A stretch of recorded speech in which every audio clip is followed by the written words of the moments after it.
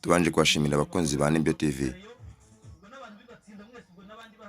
Igihe kintu turi kubona amazu menshi cyane barimo kuyavugurura, ariko ibiri kuberamo ni ibiteye ubwoba. Ninde wabimenya? Mu bisanzwe biriho, hari abantu benshi cyane batari bazi ibintu byabaye muri iyi minsi.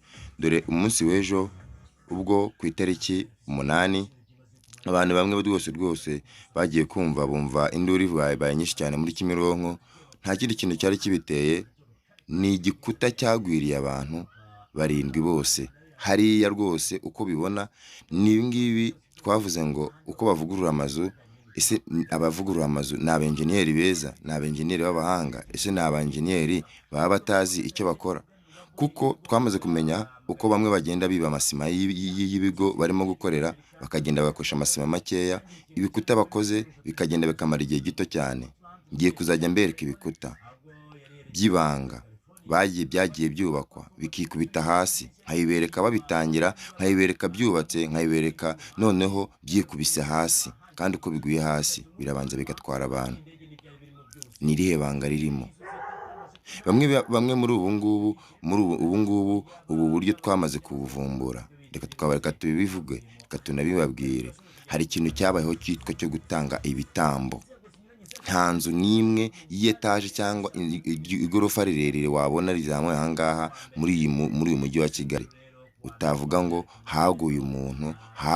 Bwa mbere bagiye kuhubaka hari inkoko cyangwa amasake yaba yarahiciwe, bakagenda bazengurutsa amaraso yayo. Akoze ku ishantiye iri ahahoze hoteli Printer munsi ya gare ya Kimironko mu karere ka Gasabo, ngo saa 4 zishyira saa 5 kuri uyu wa mbere, ubwo bari bahugiye mu mirimo itandukanye bubaka igorofa nshya iri kuwazamurwa. Urukuta ruraherekera kuri station ya essence iri hafi aho ngo rwahirimye rugwira bamwe muri bo. Uko byateye rero bose n'impanuka nabamubeshye pe. Twari turi hiriya twebwe naga twari turi gukorana nabo, tubona biragoye gusa.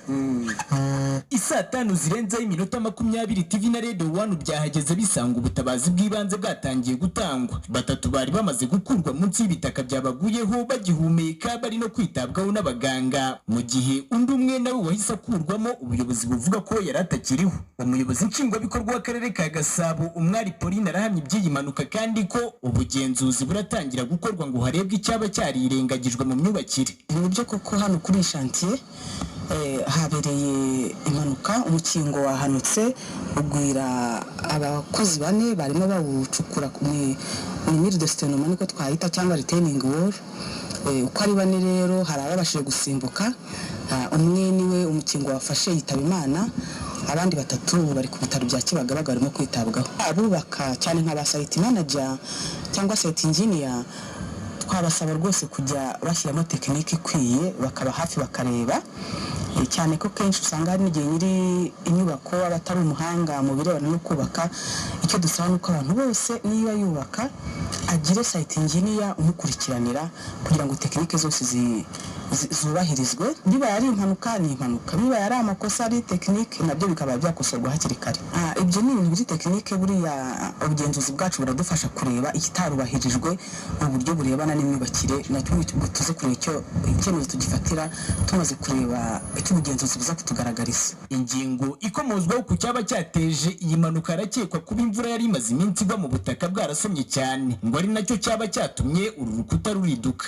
Aha kuri iyi shantiye hari umujyanama mu by'amategeko w'ikigo kiri kubakisha inyubako biteganywa ko izaba ari hoteli. Uyu ntiyifuje kugira icyo aganiriza itangazamakuru ku byerekeranye n'ibiteganyirizwa umukozi ugiriye impanuka mu kazi. Gusa yasobanuraga ko imirimo y'ubwubatsi bw'iyi hoteli ishinganye, n'ubwo hari abahakorera bo bagaragaza ko nta bwishingizi umukozi waho yagiraga.